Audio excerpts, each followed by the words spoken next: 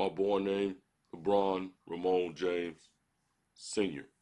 I'm a senior now because I got a junior. I remember when I first touched the basketball. I was a little small guy, you know, just dreaming big, and it was just like second nature. And We don't really have a lot of money here to cover all this. This is not the last dance. This is the last flop. So we need to, speed this up. oh, okay, yeah, people already know my story. I get it. Well, did you know I was Mr. Ohio in basketball? Just in case people thought, you know, like I wasn't good at something. I was Mr. Basketball in Ohio before I even, you know, came to the league. I was the MVP of the McDonald's All Star game. So anyway, as I progressed in my career, I started to see in Cleveland the system needed to change. We had a losing attitude. A bunch of the guys didn't really want me here. And when I got here, they were pretending to be my friend when really all along they didn't want me. So organization and management decided to move them, and a lot of people resented me for it. That was my first time dealing with this, and everyone blamed me.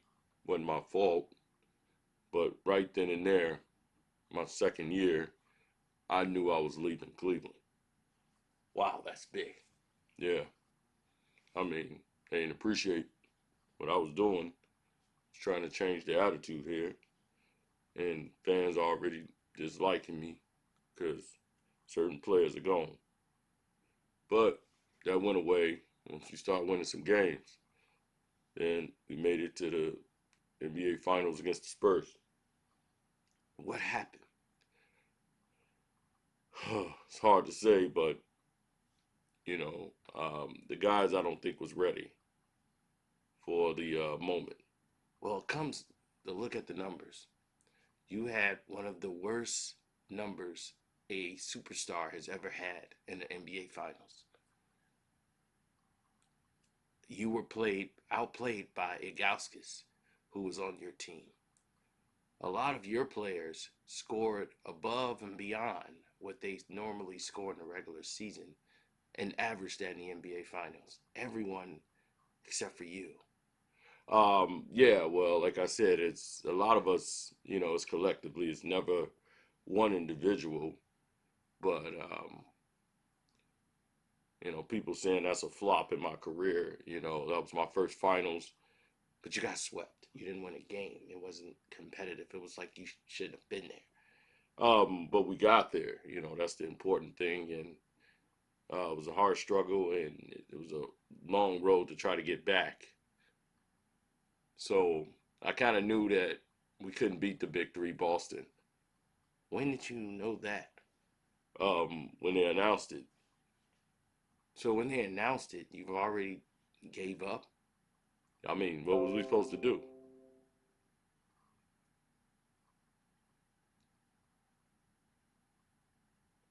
What were we supposed to do there? Try to fight?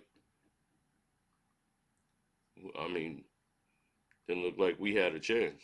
So I said, we might as well just cave it in.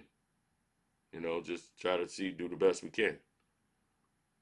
And we just came up on the short side of the stick. You know, uh, try to get guys to come here to Cleveland. And they said, "Are you out your damn mind? You better get down here to Miami, and get on this beach." So I said, "Okay, I'm gonna go play with my buddies." And that's where it starts. Now let's go. I'm Pat Riley, uh, president of the Miami Heat, formerly known for being the head coach and player for the Los Angeles Lakers. Dwayne comes in my office and he says, LeBron wants to come play. And I'm like, I don't know about this, Dwayne. I really don't know if he's willing to sell out to be a team player here. And it's your team. You're the star. But if this is what you want, I'll make it happen. Chris Bosh, I had no problem with. I liked the way he played the game. I'm just wasn't so sure about this LeBron guy.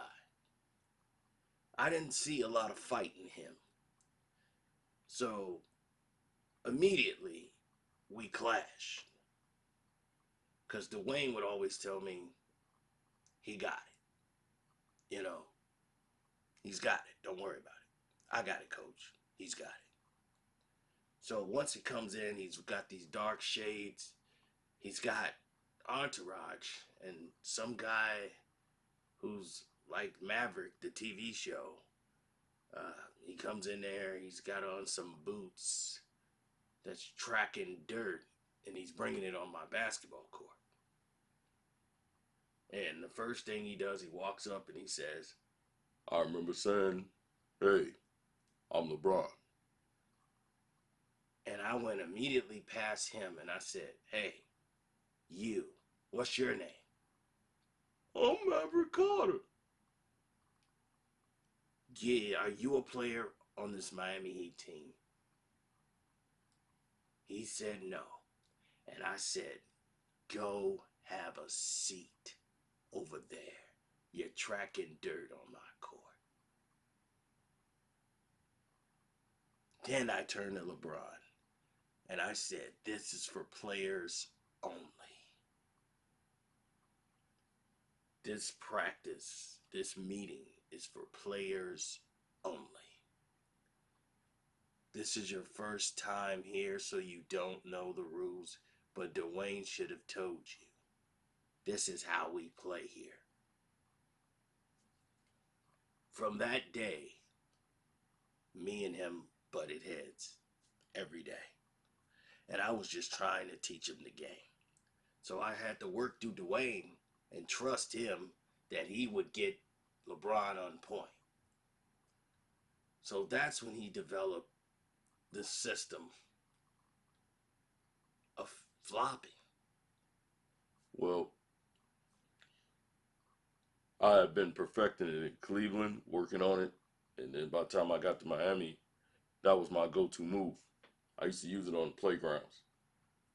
Whenever I get a little tired and I need a break or a little bit of a rest, and I feel the team need a rest, you know, somebody get close, take a swipe at the ball, I'll just throw myself to the ground, and then I kind of hold my eyes and just, take some deep breaths. Sometimes I'll lay on the floor, and it was a technique that helped slow the pace down. If we were in any type of trouble, I would use this technique a lot to try to get us back even. Okay, let's talk about what happened in the finals against the Mavs. Oh man, that's when everything went wrong. So Dwayne comes to me, and I'm like, what's going on with LeBron? Why does he keep running the play the wrong way? They're in a zone. Then they go from a 1-3-1 and they go into the zone. I said, LeBron, look, don't you see when they go to a 1-3-1, you give the ball to the 4 and then you move.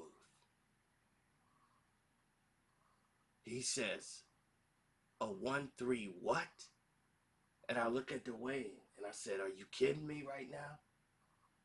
And he says, I got this, coach. I got it. He'll be all right. But he wasn't all I thought 131 was like an area code or some lottery numbers. I didn't know what the hell you're talking about. I mean, zone. I didn't know that was legal. So I didn't know what was happening. All I know is I kept ending up on the left side of the court, and I was pretty much in a position where I got to get rid of the ball. And I don't know why it just felt like a magnet, just kept dragging me to the left side of the court, and I was like stuck in a corner, and I just didn't know how this happened. Like, what was I doing wrong? And it's like I couldn't do anything right that series. I don't even want to talk about the series. Let's move on. Next, you come back and have the revenge season of a lifetime. How did that feel? Well, you would think it would feel great winning a championship, finally getting that monkey off your back. You know, it's my first one, but it wasn't like I was winning. It's more like Pat was winning. Well, the problem with LeBron is it was simple. He's been spoiled his whole life.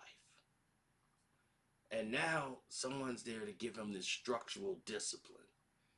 And he's having a hard time adjusting to it. But I don't talk to him any differently than I talk to Dwayne or anyone else. So I tell him, going into that finals, leading up into that series, I'm letting him know in the Boston series, if we don't beat Boston in 2012, what's the sense of coming back for 2013? I'm blowing this thing up. I'm moving guys. Now, that was a strategy to light a fire under them because I've seen this guy melt down in front of the Boston Celtics year after year after year since '08. And here it is, 2012. If we're losing to this same big three and our big three is younger, we're never going to beat them. So I might as well blow this thing up. So I told him, like, look, guys, if we don't win this thing, we might as well pack up our bags and shut this whole thing down. And that was the fire they needed to win. LeBron looked at it as, I don't like him. I just want to win. Coach don't like me. After I won the championship, I thought things would change.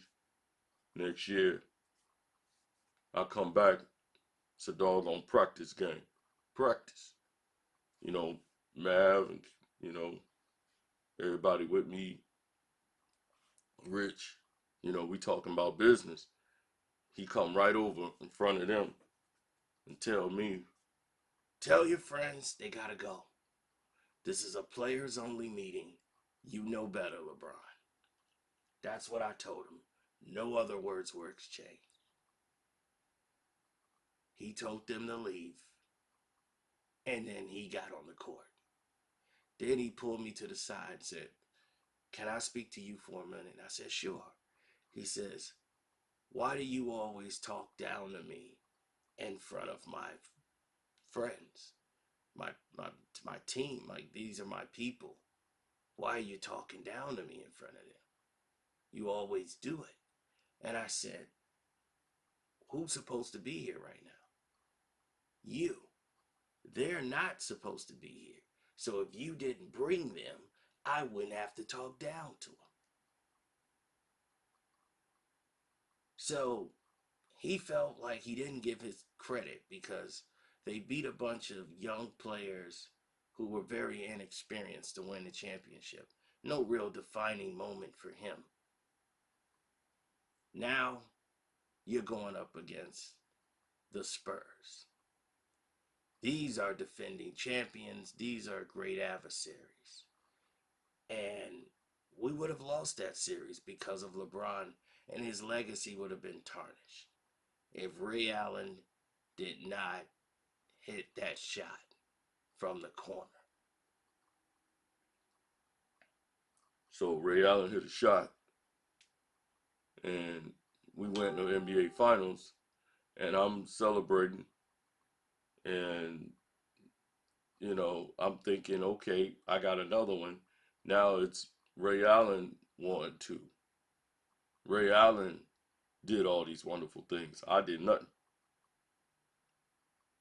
So I once again I get no credit. Then that's when things really took off.